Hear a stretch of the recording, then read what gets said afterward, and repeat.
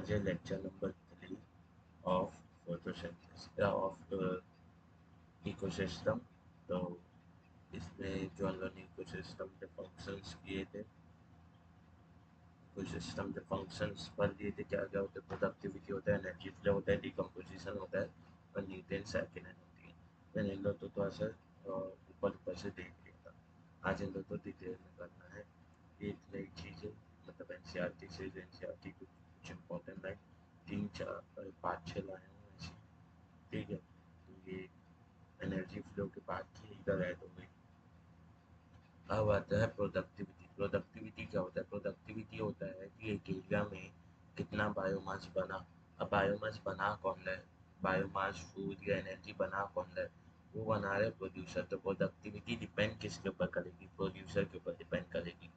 ठीक है, प्रोडक्टिविटी है क्या? बायोमास बनाना, या बता देते हैं कितना बायोमास एक दिए गए समय में बन जा रहा है, या कितना फूड एक दिए गए समय में बन जा रहा है, या कितना एनर्जी एक दिए गए समय में बन जा रहा है, वो कहलाता है उस जगह का प्रोडक्टिविटी। तो अब अगर मैं एक जगह लूँ और वहाँ पे एक एक प्लांट का वो देखूँ प्रोडक्टिविटी, उससे अच्छा मैं एक एरिया ले लेता हूँ। मतलब मैंने लिया ये बड़ी सी एक फील्ड। ठीक है, अब मुझे इसकी प्रोडक्टिविटी देखनी है तो मैं इसमें छोटे छोटे एरिया ले लेता हूँ। हाँ कि ना? पूरा वो लेने की बजाय बता देते हैं, एक एक पेड़ लेने की बजाय मैं एरिया ले लेता हूँ। तो उसमें अच्छे से कवर हो जाएंगे सभी पेड़, क्योंकि क्या पता ये पेड़ कम प्रोडक्टिविटी दे रहा हो पर इससे जस्ट बगल वाला पेड़ ज़्यादा प्रोड्यूस कर दे रहा हो। तो इसमें तो वेरिएबिलिटी आ सकती है और बहुत ज़्यादा कठिन हो सकता है स्टडी। उससे अच्छा मैं एक एरिया ले लेता हूँ, उसमें सभी प्रकार के उधर जैसे भी होंगे सब कवर हो जाएंगे। हाँ कि ना? Yes sir. तो प्रोडक्टिविटी क्या होती है? कितना बायोमास, कितना फूड या कितना एनर्जी एक दिए गए समय में एक पर्टिकुलर एरिया में वो हुआ, प्रोड्यूस हुआ। एक दिए गए समय में एक पर्टिकुलर एरिया में प्रोड्यूस हुआ। तो प्रोडक्टिविटी की यूनिट में जब पर यूनिट एरिया का यूनिट आ जाएगा, जिसे ले सकते हैं मीटर स्क्वायर ले सकते हैं, या बता देते हैं सेंटीमीटर स्क्वायर ले सकते हैं। हाँ ना? Per unit centimetre square per year. हाँ कि ना? ऐसे लिया जाएगा। हाँ कि ना? तो टाइम इतना बड़ा क्यों लिए? क्या बायोमास का इंक्रीज 1 सेकंड में हो जाएगा? बिल्कुल भी नहीं।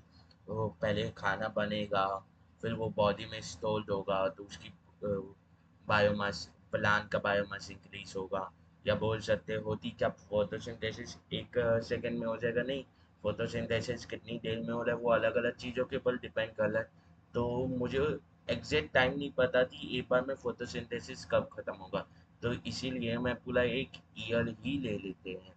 ठीक है, तो इसकी यूनिट क्या बन जाएगी? एरिया का यूनिट, एरिया की कोई यूनिट होगी, सेंटीमीटर स्क्वायर बोल सकते हो या मीटर स्क्वायर। वो क्या रहेगी? -1 पर यूनिट ऑफ एरिया है ना। और ईयर का भी क्या रहेगा? -1। आगे ना? यस सर, इसी के ऊपर नीट 2025 में क्वेश्चन भी आया था। 2025 में भी इससे रिलेटेड एक क्वेश्चन आया था। तो उसमें क्या बोला था? यूनिट पूछा था, उसमें प्रोडक्टिविटी की यूनिट पूछा था। तो क्या हुआ कि मोस्ट ऑफ दी बच्चों तो क्या लगता है सिर्फ एरिया आएगा, ईयर नहीं आएगा, क्योंकि उन लोग तो लगता है टाइम की क्या ज़रूरत, टाइम के यूनिट लेने की क्या ज़रूरत। ये बताओ तो लो, सिंपल सा खुद से भी सोचना कि प्रोडक्टिविटी ये प्लांट के द्वारा बनाया गया बायोमास या फूड बोल सकते हैं, या वो कितना सोलर एनर्जी को तलब किया केमिकल एनर्जी के फॉर्म में, ऐसा बोल सकते हैं। हाँ कि ना? तो क्या वो 1 सेकंड में कर देगा? क्या वो 2 सेकंड में कर देगा? या उसे अच्छा खासा समय लगता है? फोटोसिंथेसिस कितने समय में हो रहा है वो अलग अलग चीज़ों के ऊपर डिपेंड करता है कि सनलाइट कितनी देर अवेलेबल है, लाइट रिएक्शन में कितना समय लग रहा है, डार्क रिएक्शन में कितना समय लग रहा है। हाँ कि ना? ये सर। और ऐसा तो ये कि मान लेते मैं तो बता भी दिया टाइम कि इतने समय में फोटोसिंथेसिस हो रहा है, इसके बाद अगर देख भी लोगे तो तुरंत थोड़ी इफेक्ट दिखेगा। वो तो जब एक्यूमुलेट होते हैं फूड तब जाते बायोमास का एक बार में इंक्रीज दिखता है, वो भी पीरियड यानी एक्यूमुलेशन है, वो भी अच्छा खासा समय लेता है। तो एक ईयर जनरल अच्छा टाइम फ्रेम लिया जाता है प्रोडक्टिविटी को मेजर करने के लिए। तो ये याद रखना कि यूनिट में पर ईयर आता है। ठीक है। अब बात करते हैं प्रोडक्टिविटी की। तो प्रोडक्टिविटी है क्या? प्रोडक्टिविटी यह है बायोमास या बता देते हैं फूड या एनर्जी कितनी प्रोड्यूस हुई एक दिए गए एरिया में या एक दिए गए समय में, हाँ कि ना? Yes sir. तो प्रोडक्टिविटी किस लेवल पे पाई जाएगी? प्रोड्यूसर में से पाई जाएगी या कंज्यूमर्स में भी पाई जाएगी? तो आंसर होगा तुम लोग क्या सोच रहे होगे कि सिर्फ प्रोड्यूसर्स में पाई जाएगी। ऐसा नहीं है, प्रोडक्टिविटी कंज्यूमर में भी पाई जाएगी। पर सर कैसे कंज्यूमर में पाई जाएगी? कंज्यूमर तो ही फूड बना रहा है। अरे कंज्यूमर जो प्लांट से फूड ले रहा है, तो मान लेते हैं स्टार्च के फॉर्म में ले रहा है, तो कंज्यूमर जो अपनी बॉडी में स्टोर कर रहा है, क्या स्टार्च के फॉर्म में कर रहा है या उसे किसी और चीज में बदल रहा है? उसे किसी और चीज में बदल रहा है। मतलब जो ऑर्गेनिक मैटर प्लांट से आया हो उसे कंज्यूमर किसी और ऑर्गेनिक मैटर में बदल रहा है, हाँ कि ना? मतलब वहां पे भी क्या हो रहा है, प्रोडक्शन हो रहा है कि नहीं? मतलब वहां पे भी प्रोडक्टिविटी दिखेगी। पर जो कंज्यूमर की प्रोडक्टिविटी होती है वो सेकेंडरी प्रोडक्टिविटी होती है, और जो प्रोड्यूसर की प्रोडक्टिविटी होती है वो प्राइमरी प्रोडक्टिविटी होती है, हाँ कि ना? Yes sir. हाँ कि ना? Yes sir. ठीक है। तो जो प्रोड्यूसर की प्रोडक्टिविटी है वो प्राइमरी प्रोडक्टिविटी होती है, हाँ कि ना? यस सर, प्राइमरी प्रोडक्टिविटी होती है। अब प्राइमरी प्रोडक्टिविटी जो है इसके दो टाइप्स होते हैं। पहले बात कर लेते हैं प्राइमरी प्रोडक्टिविटी है क्या। द अमाउंट ऑफ बायोमास या अमाउंट ऑफ फूड या अमाउंट ऑफ फोटोसिंथेसिस जो प्लांट के द्वारा बनाया जाता है। अब इसमें दो टाइप हो सकते हैं। एक होता है ग्लॉस प्राइमरी प्रोडक्टिविटी, जिसे हम लोग जीपीपी भी बोल सकते हैं, ग्लॉस प्राइमरी प्रोडक्टिविटी। इसे जीपीपी भी बोल सकते हैं, जीपीपी बोला जाता है। और एक होता है नेट प्राइमरी प्रोडक्टिविटी, एक होता है नेट प्राइमरी प्रोडक्टिविटी। अब थोड़ा सा सोचना, गॉस और उसमें क्या अंतर है, ग्लॉस और नेट में क्या अंतर है? ग्लॉस और नेट में क्या अंतर है? नेट प्राइमरी प्रोडक्टिविटी तो एनपीपी भी बोला जाता है। क्या बोला जाता है? एनपीपी। ठीक है। तो थोड़ा सा सोचना, ग्लॉस या नेट में क्या अंतर है? सोच लिए? ठीक है। अब मैं बताता हूँ। बेसिकली क्या है कि मान लेते हैं एक पर्सन है जो इस पेपर को कितने में खरीदा? 10 रुपए में खरीदा, हाँ कि ना? 10 रुपए में खरीदा, हाँ कि ना? और इसे बेच दिया कितने में? 30 रुपए में, हाँ कि ना? यस सर, 30 रुपए में बेच दिया। तो अब अगर मैं पूछूं उसे ग्लॉस प्रॉफिट कितना हुआ है? 20 रुपए। हाँ। पर क्या हुआ कि उसके ऊपर ये जो पर्सन खरीदा है इसके ऊपर किसी और का 10 रुपए का उधार का, किसी और का 10 रुपए का उधार था। तो वो आके इस 20 में से अपना हिस्सा ले जाएगा। तो अब इसके पास कितना बचा? 10। तो एक्चुअल प्रॉफिट जो इसके पास दिखेगा वो 20 का होगा या 10 का होगा? आंसर है सर 10 का होगा। तो ये जो 10 है ये नेट प्राइमरी प्रोडक्टिविटी है कि यानी ये जो है ये नेट प्रॉफिट है। मतलब आपको टोटल एट द एंड कितना प्रॉफिट हुआ जब आपके पूरे एक्सपेंसेस, पूरे लोन ओन ईएमआई सब हट गए, तब कितना प्रॉफिट हुआ, वो नेट प्रॉफिट है। और ग्रॉस प्रॉफिट कितना है? आप जो काम किए उसमें आप जो लागत लगाए उसने का कितना मिला। फिर जो आपकी ईएमआई ये सब जो अलग है वो अलग ही गिनी जाती है, वो ग्लॉस में नहीं आती, हाँ कि ना? Yes sir. ठीक है। तो ग्लॉस प्रॉफिट और नेट प्रॉफिट में जो अंतर रहता है वही अंतर ग्लॉस प्राइमरी प्रोडक्टिविटी और नेट प्राइमरी प्रोडक्टिविटी में रहता है। प्लांट जितना फूड बनाता है, प्लांट जितना फूड बनाता है एक बार में फोटोसिंथेसिस के बाद, क्या पूरा का पूरा वो अपनी बॉडी में स्टोर कर लेता है? नहीं। वो थोड़ा सा खा देते हैं, पहले खुद के लिए यूज करता है और फिर थोड़ा सा स्टोर करता है, हाँ कि ना? तो ये क्या है? ये है जितना बनाया था और एक्चुअली उसके पास एंड में बचा कितना है, इतना। तो ये क्या है? Net productivity. और ये है ग्लॉस प्रोडक्टिविटी। तो ग्लॉस प्रोडक्टिविटी क्या होता है? अमाउंट ऑफ बायोमास या अमाउंट ऑफ फूड या amount of energy produce by a plant after photosynthesis. The photosynthesis के जस्ट बाद उसके पास कितना बायोमास, फूड, एनर्जी रहता है, वो हो जाता है ग्लॉस फैमिली प्रोडक्टिविटी। वो क्या हो जाता है? ग्लॉस फैमिली प्रोडक्टिविटी, हाँ कि ना? Yes sir.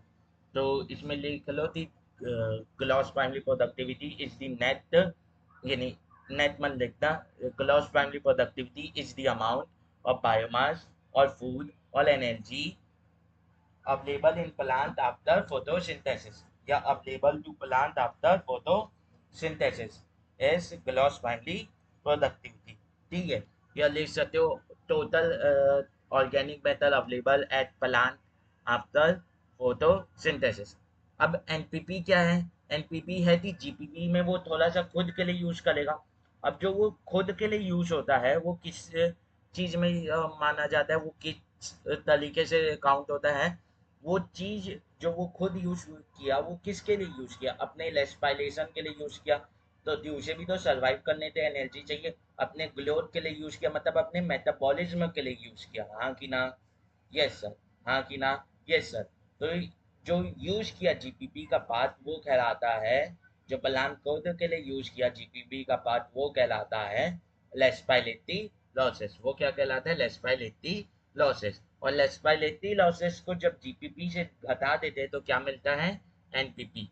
जब जीपीपी से वो घटा देते हैं क्या? लेस्पाइलेटी लॉसेस, तो उसे क्या बोलते हैं? एनपीपी। तो इक्वेशन कुछ ऐसी लिखी जाती है कि NPP is equal to GPP minus R. और ये आर क्या है? Amount of biomass use by the plant, या बोल सकते हो लेस्पाइलेटी लॉस है, लेस्पाइलेटी लॉस है। तो नेट प्राइमरी प्रोडक्टिविटी के अंदर लिख लेना दी it is the amount of biomass, it is the amount of organic matter, it is the amount of food, या it is the amount of energy। मतलब it is the amount of food or biomass or energy or organic matter available to consumer या micro organism, हाँ कि ना? अब micro organism क्यों sir? Micro organism decomposers के लिए ले लो, तो डिकम्पोजर्स भी तो क्यों डिकम्पोजिशन कर ले? उन्हें खाना चाहिए और उनके खाना ऑब्टेन करने की प्रोसेस में डिकम्पोजिशन हो जा रहा है, हाँ कि ना? Yes sir. ठीक है, अब आते हैं सेकेंडरी प्रोडक्टिविटी के ऊपर। तो प्लांट से खाना लिए तो क्या उसी फॉर्म में स्टोर कर लेते हैं हम लोग? प्लांट से खाना सेल्यूलोज स्टार्च के फॉर्म में लेते हैं, तो क्या उसी फॉर्म में स्टोर कर लेते हैं अपनी बॉडी में? नहीं, फैट के फॉर्म में स्टोर करते हैं। मतलब हम लोग जो ऑर्गेनिक मैटर है उसे किसी और ऑर्गेनिक मैटर में बदल लें, मतलब एट दी एंड हमें भी कुछ ऑर्गेनिक मैटर का प्रोडक्शन तो हो रहा है, तो वो किस में आ जाता है? Secondary productivity. वो किस में आ जाता है? Secondary productivity. वो किस में आ जाता है? सेकेंडरी प्रोडक्टिविटी, हाँ कि ना? यस सर, हाँ कि ना? Yes sir. तो इसमें क्या लिख लोगे? इसमें लिख सकते हैं कि it is the amount of organic matter और फूड अवेलेबल टू कंज्यूमर, आती ना? या it is the amount of energy और ऑर्गेनिक मैटर और food form by the consumer. Second वाला लिख लो कि it is the amount of secondary productivity में it is the amount of organic matter, energy और क्या कहते हैं? Food form by the consumer, हाँ कि ना? यस सर, हाँ कि ना? Yes sir. ठीक है, अब इसमें भी दो, इसमें भी क्या होता है कि इसमें भी वो होता है कि एक तो प्लान जब बनाएगा, प्लान से हम लोग खाना लिए तो कुछ अमाउंट लिए, उसे कि अपने अमाउंट में बदले अपने फॉर्म ऑफ में, और फिर इसका यूज किया और थोड़ा सा इसमें से स्टोर किए। मतलब इसमें से जो स्टोर किए एक्चुअल में वो सेकेंडरी प्रोडक्टिविटी होता है। मतलब सर क्या? प्लान से हम लोग तो ये मिला, ये ऑर्गेनिक मैटर मिला, अब इसे हम लोग ने इस ऑर्गेनिक मैटर में बदला। ठीक है, अब इस ऑर्गेनिक मेथड को हम लोग इसका थोड़ा सा बात यूज करेंगे अपने ग्रोथ व्लोथ के लिए, और थोड़ा सा बात अपनी बॉडी में स्टोर करेंगे, हाँ कि ना? तो ये जो इस चीज का थोड़ा सा बात जो बॉडी में स्टोर हो रहा है वो एक्चुअल में सेकेंडरी प्रोडक्टिविटी होता है, पर एनसीईआरटी बोलती है ये जो बन रहा है प्लांट से ये सेकेंडरी प्रोडक्टिविटी है, हाँ कि ना? Yes sir. ठीक है, अब आते हैं कि इसमें भी लोग है ना, टीचर लोग जीपीपी यानी जीपी और एनपी का कंसेप्ट लगा देते थे, ग्रॉस प्रोडक्टिविटी और नेट प्रोडक्टिविटी। एक्चुअल में वो गलत है, क्योंकि at the end producer actual में प्लांटी यानी प्रोडक्शन एक्चुअल में प्लांट ही कर लें, ये तो बस हम लोग कन्वर्जन कर लें, हाँ कि ना? इसलिए तो यहाँ पे इन लोग क्या बोलते हैं, जीपी क्या होना चाहिए? ये होना चाहिए, और एनपी क्या होना चाहिए? ये होना चाहिए। पर कितना परसेंट कन्वर्ट हुआ प्लांट से जो ऑर्गेनिक मैटर आया वो एनिमल में के लिए सुटेबल ऑर्गेनिक मैटर में कितना परसेंट कन्वर्ट हुआ ये भी देना पड़ेगा। और उसमें से उससे कैलकुलेशन क्या हो जाएगी, कॉम्प्लेक्स हो जाएगी। तो बोलते हैं जितना प्लान से आया पूरा का पूरा कन्वर्ट हो गया, हाँ कि ना। Yes sir. मतलब प्लान से अगर 100 किलो जूल आया, तो ऐसा तो नहीं थी 100 किलो जूल पूरा का पूरा कन्वर्ट हो जाएगा। कन्वर्जन के प्रोसेस में भी समय लगता है और एनर्जी वेस्ट होती है। पर हम लोग कैलकुलेशन इजी बनाने थे, बोल देते हैं पूरा का पूरा 100 जूल कन्वर्ट हो गया, हाँ कि ना। Yes sir. तो जीपी अगर कंज्यूमर के लेवल पे बोलेंगे तो क्या होगा, एनपीपी ऑफ प्लान। ये जो मतलब, और जो प्लान से आया वो क्या है, एनपीपी जो प्लान का है, नेट प्राइमरी प्रोडक्टिविटी। तो जो जीपी है कंज्यूमर था वो किसके बराबर हो गया, एनपीपी के बराबर हो गया, क्योंकि हम लोग ने बोला 100% कन्वर्जन हुआ है, हाँ कि ना। Yes sir. ठीक है, तो इतनी बात याद रखनी है। फिर आते हैं फैक्टर्स अफेक्टिंग प्रोडक्टिविटी। प्रोडक्टिविटी में इफेक्ट डालते हुए फैक्टर्स क्या है, कौन कौन से फैक्टर्स इफेक्ट डालते हैं प्रोडक्टिविटी में, तो आज सोचो। हम्म, कौन कौन से डालते हैं। बेसिकली क्या, मान लेते हैं ये एक जगह है और यहाँ पे प्लांट उगला है, और ये एक जगह यहाँ पे प्लांट उगला है। ये है एरिया ए और ये है एरिया बी। तो पहली चीज, यहाँ पे प्लांट ज्यादा है तो क्या फोटोसिंथेसिस ज्यादा होगा, हाँ सर। तो और अगर फोटोसिंथेसिस ज्यादा होगा तो क्या प्रोडक्शन ज्यादा होगा, यस सर। अगर प्रोडक्शन फूड का ज्यादा होगा मतलब जीपीपी ज्यादा होगी, यानी एट द एंड प्रोडक्टिविटी ज्यादा होगी, हाँ कि ना। मतलब अगर प्लांट ज्यादा तो प्रोडक्टिविटी ज्यादा। तो पहला क्या है, पहला फैक्टर आ जाता है नंबर ऑफ प्लांट। पहला क्या आ जाता है, नंबर ऑफ प्लांट, हाँ कि ना। कि वहां पे कितने प्रोड्यूसर है या कितने प्लांट हैं, हाँ कि ना। यस सर, ये फैक्टर आ जाता है। फिर आ जाता है कि यहाँ पे सैंडी सॉइल, मान लेते हैं यहाँ पे क्लेई सॉइल या लूमी सॉइल है और यहाँ पे सैंडी सॉइल है। तो कौन से में अच्छा ग्रोथ होगा, तो वो डिपेंड करता है कि सॉइल की क्वालिटी क्या है, सॉइल में कितने न्यूट्रिएंट्स है, हाँ कि ना। तो न्यू तो दी जो एट द एंड प्रोड्यूसर जो इनऑर्गेनिक मेथड को ऑर्गेनिक मेथड में बदल रहा है, तो ये इनऑर्गेनिक मेथड आ कहाँ से रहे हैं, ये उसी से आ रहे हैं, किससे, इनऑर्गेनिक मेथड से, हाँ कि ना। Yes sir. तो जो प्लांट इनऑर्गेनिक मटेरियल ले रहा है वो कहाँ से आया, वो ए बायोटिक फैक्टर से ही तो है, जो न्यूट्रिएंट्स हैं वही तो असल में वो है इनऑर्गेनिक मटेरियल। तो क्या जितना ज़्यादा इनऑर्गेनिक मटेरियल अवेलेबल रहेगा, क्या उतना अच्छे से फोटोसिंथेसिस हो पाएगा, ये सर हो पाएगा। क्योंकि जो फोटोसिंथेसिस में वो पकड़ रहा है लाइट क्लोरोफिल ए, उसके सेंटर में भी कौन रहता है, एमजी रहता है, हाँ कि ना। Yes sir. तो एमजी क्या है, न्यूट्रिएंट्स ही तो है, वो मिनरल्स ही तो है। तो न्यूट्रिएंट्स की अवेलेबिलिटी भी तो मैटर करेगी, हाँ कि ना। यस सर, मैटर करेगी।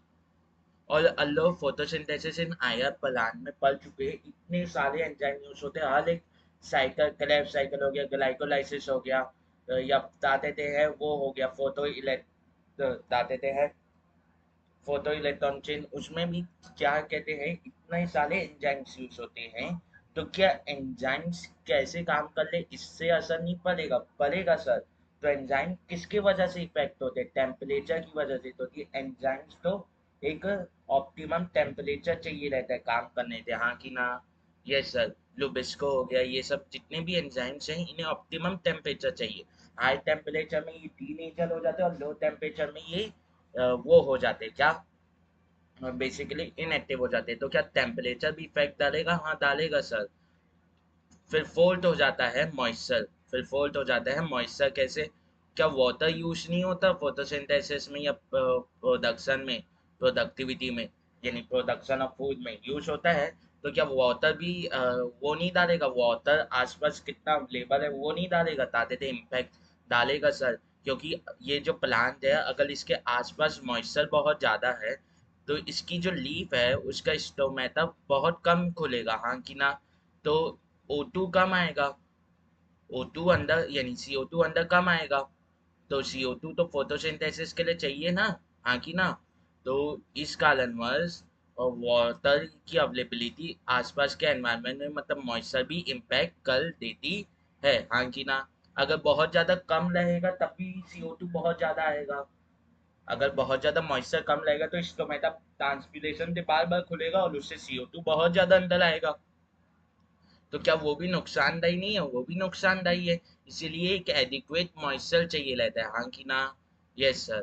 ठीक है, तो लो, तो 4 पॉइंट क्या मिल गए? नंबर ऑफ प्लांट, दूसरा हो गया न्यूट्रिएंट्स की अवेलेबिलिटी, तीसरा हो गया टेम्परेचर, और ताते है चौथा हो गया वाटर की अवेलेबिलिटी, हाँ कि ना?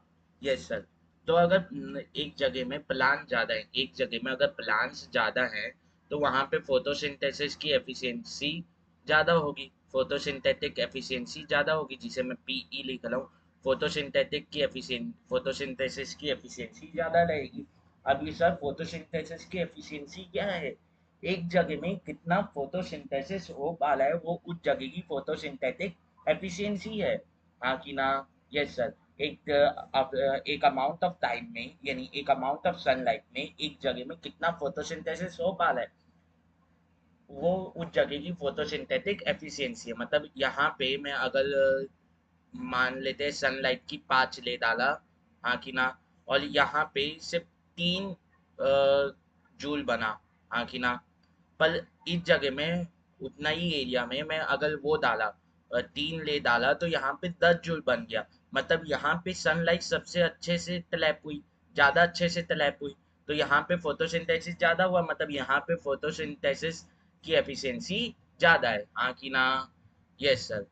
ठीक है, तो फोटोसिंथेटिक एफिशिएंसी उस जगह की ज़्यादा लगेगी। अगर फोटोसिंथेटिक एफिशिएंसी ज़्यादा लगेगी, तो अगर एक जगह फोटोसिंथेसिस की एफिशिएंसी ज़्यादा रहेगी, तो ऑब्वियस सी बात है वहाँ पे फोटोसिंथेसिस ज़्यादा होगा। अगर फोटोसिंथेसिस ज़्यादा होगा मतलब ज़्यादा खाना बनेगा, मतलब एट दी एंड क्या ज़्यादा होगा? प्रोडक्टिविटी क्या रहेगी? ज़्यादा रहेगी। एट दी एंड जो प्रोडक्टिविटी है वो क्या होगी? ज़्यादा हो जाएगी, हाँ कि ना? प्रोडक्टिविटी ज़्यादा हो जाएगी। प्रोडक्टिविटी ज़्यादा हो जाएगी उस जगह की, हाँ कि ना? मतलब जो प्रोडक्टिविटी है वो डायरेक्टली प्रोपोर्शनल है किससे? नंबर ऑफ प्लांट से। किससे? नंबर ऑफ प्लांट से, हाँ कि ना? नंबर ऑफ प्लांट से डायरेक्टली प्रोपोर्शनल है, हाँ कि ना? Yes sir. अब अगर मैं टेलेस्टियल में टेलेस्टियल इकोसिस्टम में बोलूँ कि कौन सी इकोसिस्टम में सबसे ज़्यादा प्लांट मिलेंगे, तो उसका आंसर होगा टॉपिकल लेन फॉरेस्ट। तो उसका आंसर क्या होगा? टॉपिकल लेन फॉरेस्ट। तो वहाँ पे वो जो रहेगी क्या, वहाँ पे प्रोडक्टिविटी मैक्सिमम रहेगी। और बता देते हैं, अगर मैं बोलूँ टेलेस्टिया में सबसे कम प्लांट किधर लाएंगे, तो आंसर होगा किधर? सबसे कम किधर लाएंगे? डेजर्ट में। एक जगह में, एक एरिया में सबसे कम प्लांट किधर लाएंगे? डेजर्ट में, मतलब वहाँ पे प्रोडक्टिविटी सबसे कम होगी। तो अगर मैं टॉपिकल लेन फॉरेस्ट की बात करूँ, टीआरएफ लिख दे रहा हूँ, टॉपिकल रेन फॉरेस्ट, तो यहाँ पे क्या मिलेगी? मैक्स। टेलेस्टियल इकोसिस्टम में मैक्स प्रोडक्टिविटी, मैक्स प्रोडक्टिविटी, हाँ कि ना? यस सर, मैक्स प्रोडक्टिविटी मिलेगी। पर अगर मैं टेलेस्टियल इकोसिस्टम में डेजर्ट की बात करूँ, तो यहाँ पे क्या होगा?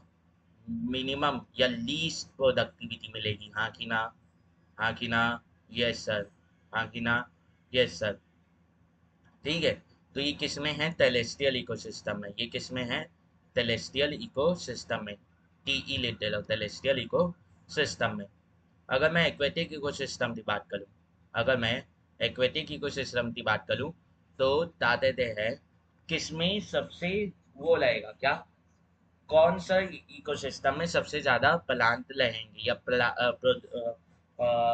बोलते हैं प्रोड्यूसर्स लेंगे, ऑटोट्रॉप्स लेंगे। तो एक्वेटिक इकोसिस्टम में वो होता है कोरल रीफ्स। वो क्या होता है? Coral reef. यहाँ पे क्या होगा? मैक्सिमम वो रहेगा क्या? मैक्स प्रोडक्टिविटी दिखेगी। यहाँ पे क्या होगा? मैक्स प्रोडक्टिविटी दिखेगी, हाँ कि ना? यस सर, यहाँ पे मैक्स प्रोडक्टिविटी दिखेगी। पर अगर मैं ओशन की बात करूँ, तो ओशन में बहुत कम प्रोड्यूसर्स रहते हैं, इसलिए यहाँ पे मीन प्रोडक्टिविटी दिखेगी। यहाँ पे मीन प्रोडक्टिविटी दिखेगी, हाँ कि ना? सर ऐसा क्यों? तो ओशन तो इतना बड़ा है। पर ओशन में मैंने उस दिन बॉन्ड वाले में भी बताया था, स्ट्रेटिफिकेशन में, बॉन्ड में जैसे स्ट्रेटिफिकेशन करते हैं, जैसे ये जो पॉन्ड है, तो नीचे जो है वहाँ पे लाइट की अवेलेबिलिटी कम हो जाती है। और ओशन तो इतने गहरे, मतलब नीचे तो लाइट पहुँचती ही नहीं है उनमें। तो मतलब उनमें क्या हो जाता है, नीचे पूरे हेटेरोट्रॉप्स बनाए रहते हैं। ऊपर की ही लेयर में फाइटोप्लैंक्टन या कुछ फ्लोटिंग प्लांट वो बनाते लेते हैं खाना, हाँ कि ना? Yes sir. तो नंबर ऑफ प्लांट्स ऐसे इम्पैक्ट डालते हैं। अब न्यूट्रिएंट्स की अवेलेबिलिटी कैसे इम्पैक्ट डालेगी? अगर न्यूट्रिएंट ज़्यादा अवेलेबल रहेंगे, अगर न्यूट्रिएंट्स ज़्यादा अवेलेबल रहेंगे, हाँ कि ना, तो फोटोसिंथेसिस की अलग अलग जो प्रोसेसेस है वो ज़्यादा अच्छे से होंगी, मतलब प्रोडक्टिविटी ज़्यादा होगी। तो प्रोडक्टिविटी यहाँ पे डायरेक्टली प्रोपोर्शनल हो जाएगी, किससे? न्यूट्रिएंट से डायरेक्टली प्रोपोर्शनल हो जाएगी, हाँ कि ना? पर टेम्परेचर का कोई ऐसा प्रोपोर्शनल वाला नहीं रहता कि इन्वर्सली प्रोपोर्शनल, डायरेक्टली प्रोपोर्शनल, क्योंकि जो टेम्परेचर है वो एंजाइम्स में इम्पैक्ट डालता है, और एंजाइम्स जो हैं वो टेम्परेचर के डायरेक्टली प्रोपोर्शनल नहीं होते। उन्हें क्या रहता है, एक एडिक्वेट टेम्परेचर चाहिए रहता है, उन्हें एक एडिक्वेट टेम्परेचर चाहिए रहता है, और उससे ज़्यादा में वो डीनेचर हो जाते हैं, और उससे कम में वो इनएक्टिवेट हो जाते हैं। तो एक एडिक्वेट टेम्परेचर में, एक एडिक्वेट टेम्परेचर में जो प्रोडक्टिविटी है वो हाई होती है। एडिक्वेट टेम्परेचर में जो प्रोडक्टिविटी है वो क्या लेती है? हाई लेती है। जो प्रोडक्टिविटी है, जो प्रोडक्टिविटी है वो हाई लेती है, और हाई टेम्परेचर या लो टेम्परेचर में प्रोडक्टिविटी कम रहेगी। हाई या लो टेम्परेचर में प्रोडक्टिविटी कम रहेगी। अगर मैं वाटर की बात करूँ, तो जो मॉइस्चर है उसका भी कोई ऐसी प्रोपोर्शनल रिलेशनशिप नहीं है। अगर एडिक्वेट मॉइस्चर है, अगर एडिक्वेट मॉइस्चर है तो प्रोडक्टिविटी हाई रहेगी, प्रोडक्टिविटी हाई रहेगी। अगर एडिक्वेट मॉइस्चर है तो जो प्रोडक्टिविटी है वो हाई रहेगी। पर अगर मॉइस्चर कम है या बहुत ज़्यादा है, अगर बहुत कम है या अगर बहुत ज़्यादा है, तो प्रोडक्टिविटी लो हो जाएगी, प्रोडक्टिविटी लो हो जाएगी। और ये जो एडिक्वेट टेम्परेचर का जनरली रेंज क्या दिया जाता है? 25 से 20 डिग्री सेंटीग्रेड, 25 से 20 डिग्री सेंटीग्रेड, 25 से 20 डिग्री सेंटीग्रेड इसका जनरल वो दिया जाता है, हाँ कि ना? यस सर, 25 से 20 डिग्री सेंटीग्रेड दिया जाता है, हाँ कि ना? तो एट दी एंड फोटोसिंथेसिस में भी क्या हुआ? इनऑर्गेनिक और ऑर्गेनिक मैटर क्या हुए? इंटरैक्ट हुए। इनऑर्गेनिक मैटर और ऑर्गेनिक मैटर क्या हुए? इंटरैक्ट हुए। मतलब जो इकोसिस्टम के जो पास है, इनऑर्गेनिक और यानी बायोटिक और एबायोटिक फैक्टर क्या हुए? इंटरैक्ट किए। तो इसमें भी क्या हुआ? इंटरैक्शन हुआ। इसमें भी क्या हुआ? इंटरैक्शन हुआ। इसमें भी क्या हुआ? इंटरैक्शन हुआ। पर किसके बीच में? इंटरैक्शन हुआ between biotic and abiotic factor, वो between biotic and abiotic factor, हाँ कि ना? यस सर, इसमें भी इंटरेक्शन है बायोटिक एंड एबायोटिक फैक्टर के बीच में इंटरेक्शन हुआ, हाँ कि ना? यस सर, इंटरेक्शन तो हुआ इसमें, हाँ कि ना?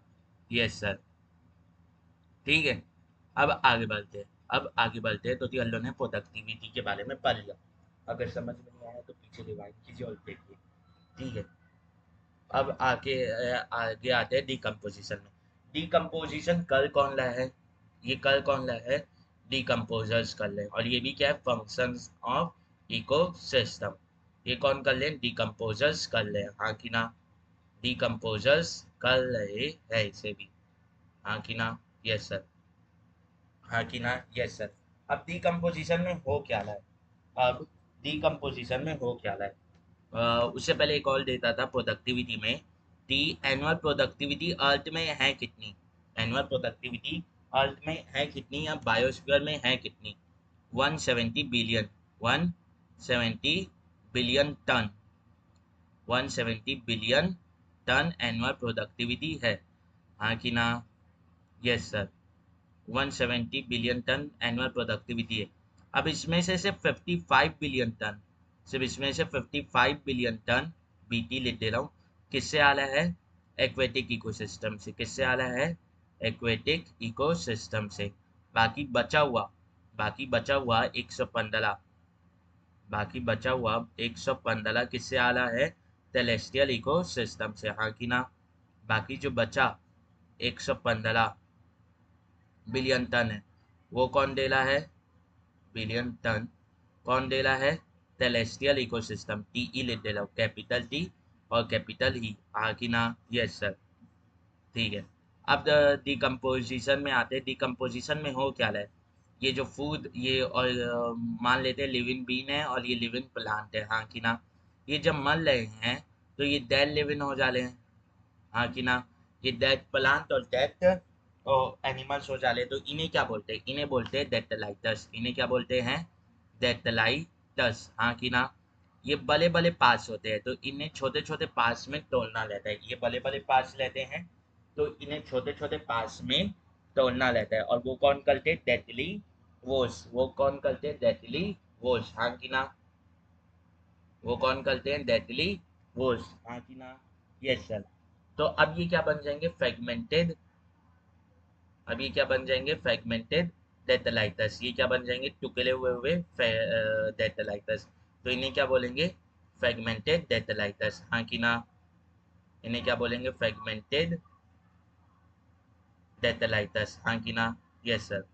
फ्रेगमेंटेड डेटलाइटस बोलेंगे, हाँ कि ना। यस सर, इन्हें फ्रेगमेंटेड डेटलाइटस बोलेंगे।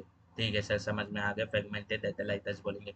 अब ये फ्रेगमेंटेड डेटलाइटस के समय क्या होगा? फ्रेगमेंटेड डेटलाइटस जब बनेंगे तो अगर वाटर आई, तो ये वाटर, इसमें जो पाते होंगे वाटर सॉल्युबल, वो वाटर के साथ, मान लेते हैं ये रेनफॉल आई या वाटर आया बहते हुए कहीं से, तो ये फ्रेगमेंटेड डेटलाइटस जो इस जमीन में बसे हुए में फैले हुए थे, तो इनमें से जो वाटर सॉल्युबल रहेगा वो वाटर के साथ नीचे शिफ्ट कर जाएगा, नीचे सॉइल की लेयर में शिफ्ट कर जाएगा, फिसल जाएगा या घुल जाएगा, हाँ कि ना। और यहाँ पे इनअवेलेबल सॉल्ट की तरह डिपॉजिट हो जाएगा, यहाँ पे इनअवेलेबल सॉल्ट की तरह डिपॉजिट हो जाएगा, हाँ कि ना। हाँ कि ना। Yes sir. लीचिन हुई, ठीक है। अब ये जो फ्रेगमेंटेड डेटलाइटस है, अब जो यहाँ पे ये ऊपर बचे, यहाँ पे जो ये ऊपर बचे फ्रेगमेंटेड डेटलाइटस, जो नीचे नहीं गए, जो इनसॉल्युबल हैं, वाटर इनसॉल्युबल हैं, इनके ऊपर कौन काम करेगा? इनके ऊपर डिकम्पोजर्स काम करेंगे, इनके ऊपर डिकम्पोजर्स काम करेंगे और इसे मिनरल्स में बदल देंगे, सॉरी, इसे मिनरल्स में बदल देंगे, हाँ कि ना। Yes sir. हाँ कि ना। Yes sir. तो इसे मिनरल्स में बदल दिया जाएगा, इसे मिनरल्स में बदल दिया जाएगा, हाँ कि ना। Yes sir. हाँ कि ना। Yes sir. तो यहाँ पे करीब करीब 5 प्रोसेसेस हुए वर्ल्ड तो पढ़ना है, ठीक है। तो पहला हुआ यहाँ पे हुआ जब डेटलाइटस को फ्रेगमेंटेड डेटलाइटस में बदला गया, तो ये होता है फ्रेगमेंटेशन। ये होता है फ्रेगमेंटेशन ऑफ डेटलाइटस, या इसे फ्रेगमेंटेशन बोल सकता है। ये होता है फ्रेगमेंटेशन ऑफ डेटलाइटस।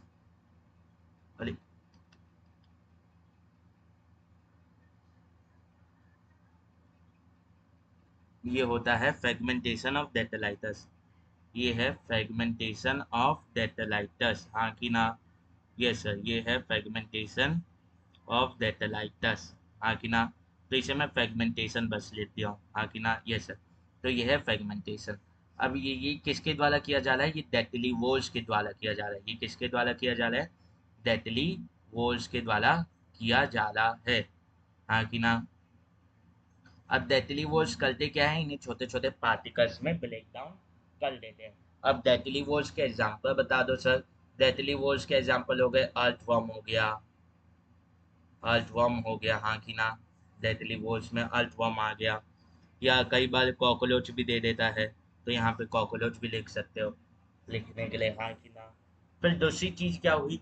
दूसरी चीज ये हुई कि जो ये फ्रेगमेंटेड डेटलाइटस है, ये पानी के साथ नीचे चल गया, जो इसका वाटर सॉल्युबल पार्ट था वो पानी के साथ नीचे जाके इनअवेलेबल सॉल्ट की तरह डिपॉजिट हो गया। सॉइल की लेयर जो रहती है, सॉइल की लेयर रहती है, टॉप सॉइल, सब सॉइल, फिर ऐसे करते हुए लेयर लेयर रहती है, तो नीचे जाके जमा हो गया, तो इसे क्या बोलते हैं? दूसरे को क्या बोलते हैं? लीचिन। दूसरे को क्या बोलते हैं? लीचिन। दूसरे को क्या बोलते हैं? ली चिंग, हाँ कि ना। यस सर, इसे क्या बोलते हैं? ली चिंग। इसे क्या बोलते हैं? ली चिंग। तो इसमें क्या हुआ? जो इनऑर्गेनिक न्यूट्रिएंट्स थे, जो वाटर सॉल्युबल थे, वो क्या हुए? पानी के साथ बह गए और कलेक्ट किधर हुए? लोअर स्टेलेटा। कलेक्ट किधर हुए? लोअर स्टेलेटा ऑफ सॉइल में। और किस फॉर्म में कलेक्ट हुए? इनअवेलेबल सॉल्ट्स के फॉर्म में, इनअवेलेबल सॉल्ट्स के फॉर्म में, अनअवेलेबल सॉल्ट्स के फॉर्म में। तो इसमें लिख लीजिए, जो इन इसमें लिख लीजिए, मैं डिटेक्ट कर रहा हूँ कि जो इनऑर्गेनिक मैटर करता है, या इसमें inorganic nutrients, inorganic nutrients bracket में लिखना वाटर सॉल्युबल, ब्रैकेट में water soluble, bracket close, bracket में वाटर सॉल्युबल और bracket close. Inorganic nucleons bracket में water soluble bracket close present in fragmented detritus, present in fragmented detritus wash out with water with water and collect and get collected in the lower layer and get collected in the lower layer of soil in the form of unavailable salt, in the form of unavailable salt। हाँ कि ना, हाँ कि ना, yes sir. ठीक है, तो ये जो फ्रेगमेंटेड डेटालाइटस था, ये है क्या, ये है क्या, ये इसे ह्यूमस बोला जाता है। इसे क्या बोला जाता है, ह्यूमस। इसे क्या बोला जाता है, ह्यूमस बोला जाता है। हाँ कि ना। और इसमें है क्या, कॉम्प्लेक्स ऑर्गेनिक मेटल है। क्या है, कॉम्प्लेक्स ऑर्गेनिक मेटल है। जैसे लिग्निन हो गया, बता देते हैं सेल्यूलोस हो गया, हाँ कि ना, पेक्टिन हो गया, हाँ कि ना, यस सर।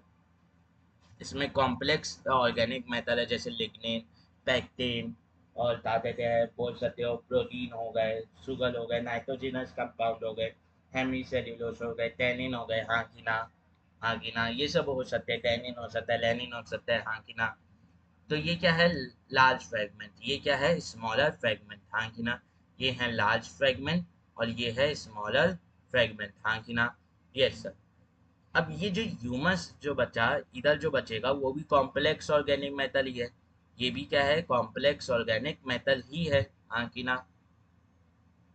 हम्म, ये भी क्या है, कॉम्प्लेक्स ऑर्गेनिक मेटल ही है, हाँ कि ना। यस सर, ये कॉम्प्लेक्स ऑर्गेनिक मेटल ही है। अब इसे डिकम्पोजर्स क्या करते हैं, इससे डिकम्पोजर्स क्या करते हैं, वो किस में बदल देते हैं, मिनरल्स में। अब डिकम्पोजर्स में कौन आता है, बैक्टीरिया आ जाता है, सेप्लोफाइट्स, फंजाई, ये सब आ जाता है, हाँ कि ना, हाँ कि ना, यस सर। तो यहाँ पे आ जाते हैं डिकम्पोजर्स, हाँ कि ना, डिकम्पोजर्स आ जाते हैं। और डिकम्पोजर में कौन आ सकता है, सेप्लोफाइट्स आ सकते हैं, बैक्टीरिया आ सकता है, फंजाई आ सकता है। फंजाई तो सेप्लोफाइट्स ही आता है, तो सेप्लोफाइट्स आ सकते हैं, सेप्लोफाइट्स। और बोल सकते हो बैक्टीरिया आ जाएगा, बैक्टीरिया आ जाएगा, हाँ कि ना। और कौन आ जाएगा, फंजाई आ जाएगा। और कौन आ जाएगा, फंजाई आ जाएगा।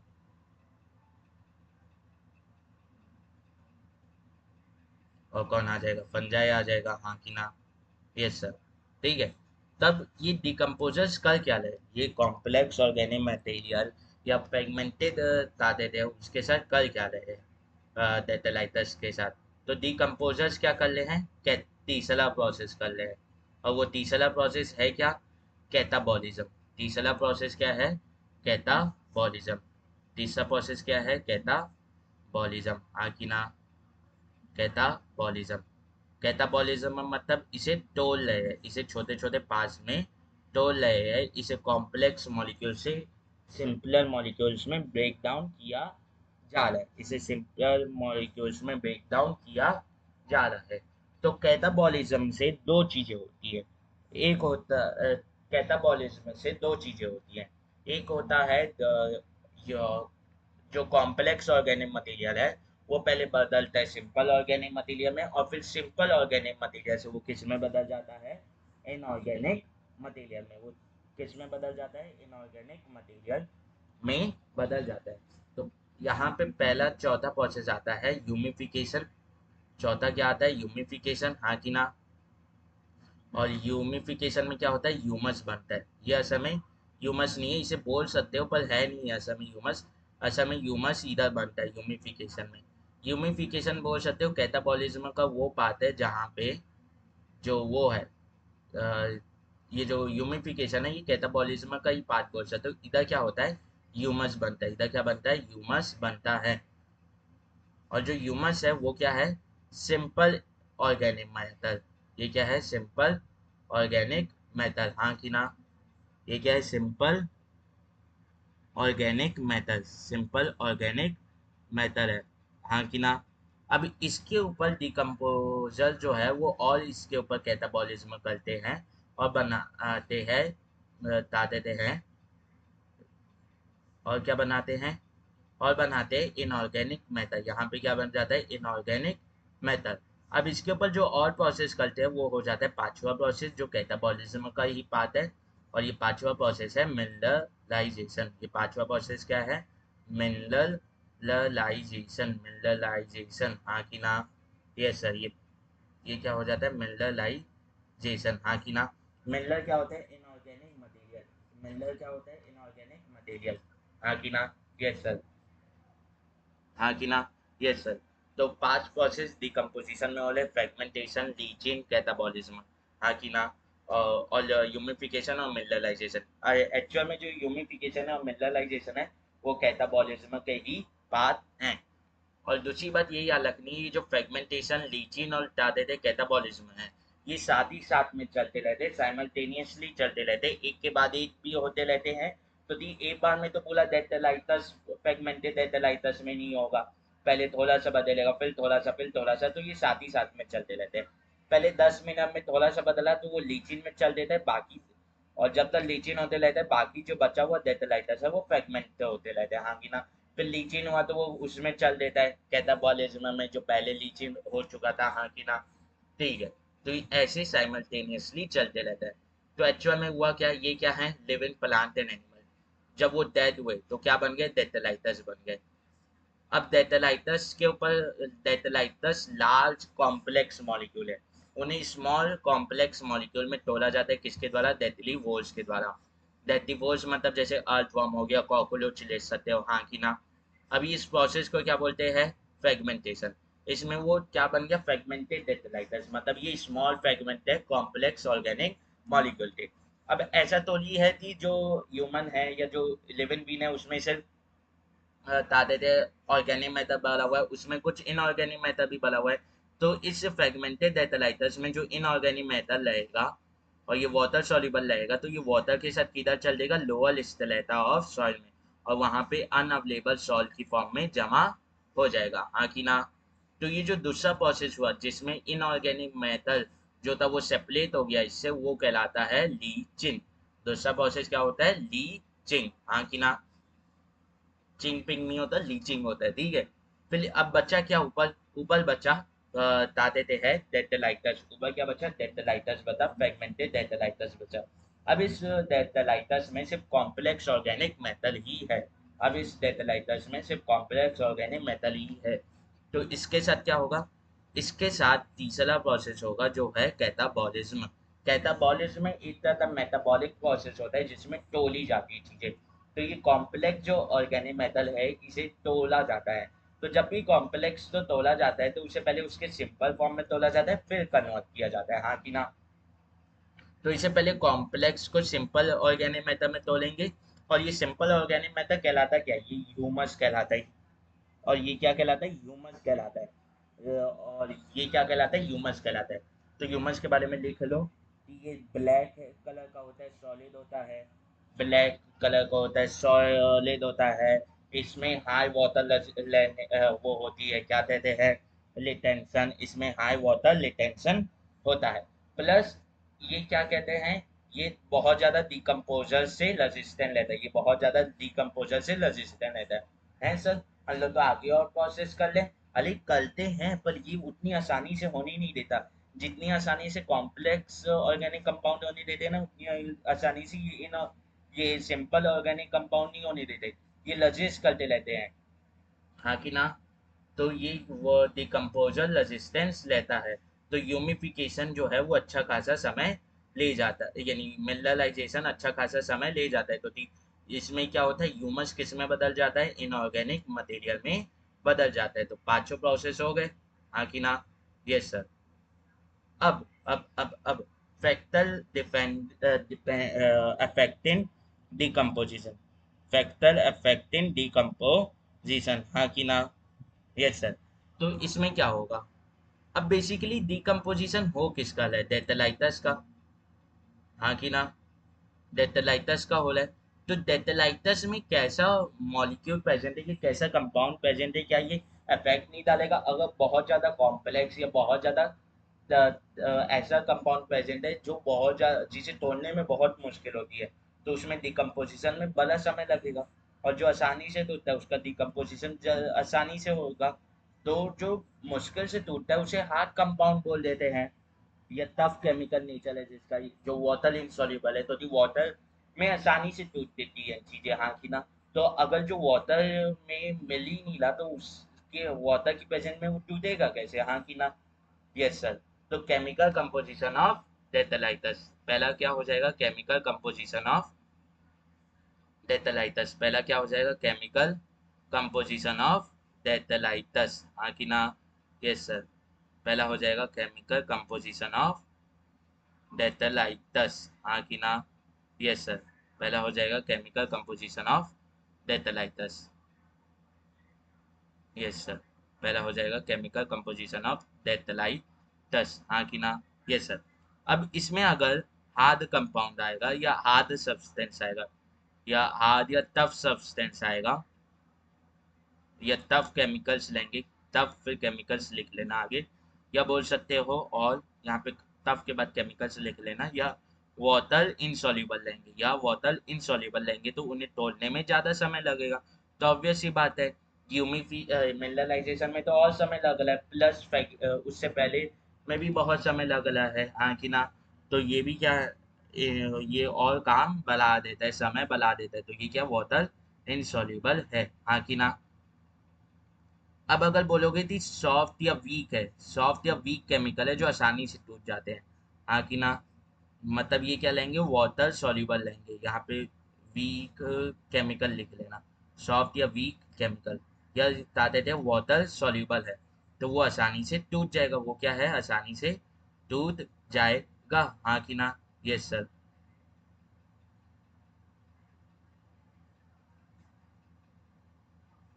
वो आसानी से टूट जाएगा, हाँ कि ना?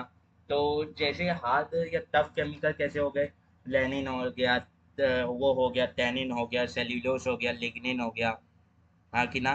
तो ये स्लो डिकम्पोजिशन दिखाएंगे, जैसे लेनिन हो गया, टेनिन हो गया, लिग्निन हो गया।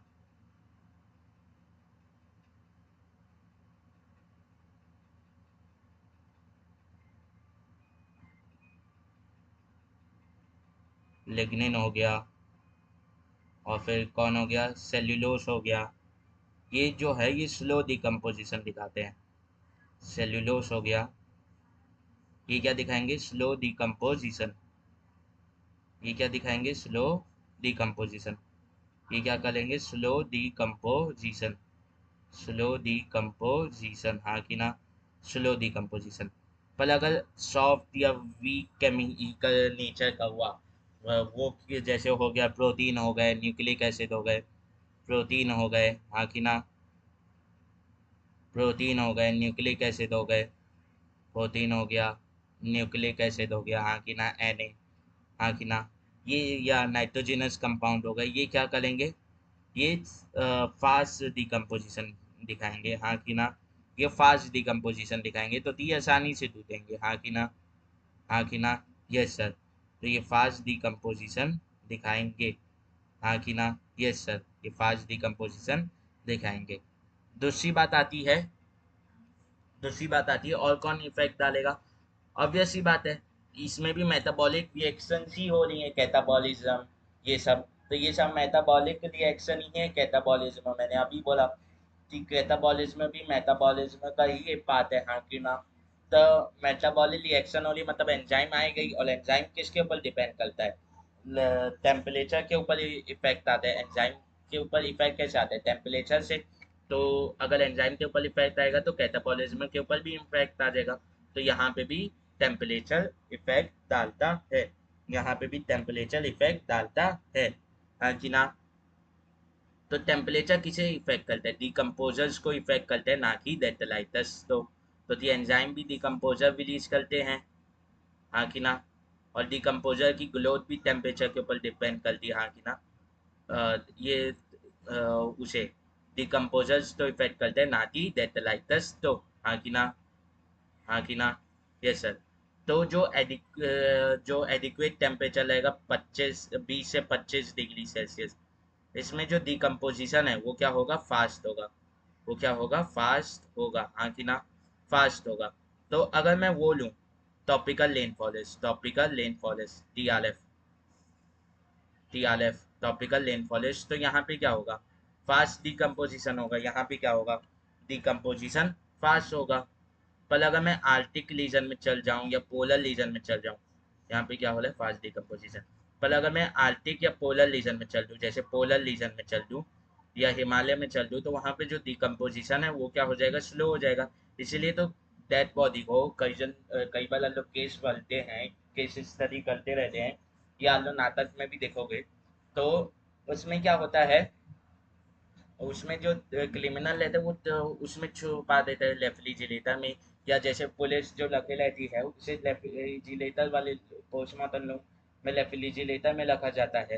तो ऐसा क्यों, क्योंकि वो रेफ्रिजरेटर बड़ा रहता है, एक्चुअल रेफ्रिजरेटर नहीं वैसा। ठीक है, समझ लेना। तो वो डिकम्पोजिशन तो स्लो करता है इसी नाम से। दूसरा, इसमें भी मॉइस्चर को इफेक्ट डालेगा। अब मॉइस्चर भी किसे इफेक्ट डालेगा, मॉइस्चर जो है वो डिकम्पोजर्स को इफेक्ट करेगा, ना कि डेटलाइटर्स। तो अगर मॉइस्चर अच्छा एडिक्वेट है तो डिकम्पोजर्स की ग्रोथ अच्छी होगी, डिकम्पोजिशन ज़्यादा होगा। तो मॉइस्चर ज़्यादा तो डिकम्पोजिशन भी ज़्यादा। तो decomposition is directly proportional to moisture हो जाएगा, हाँ कि ना। चौथा पॉइंट क्या हो जाता है, एरेशन।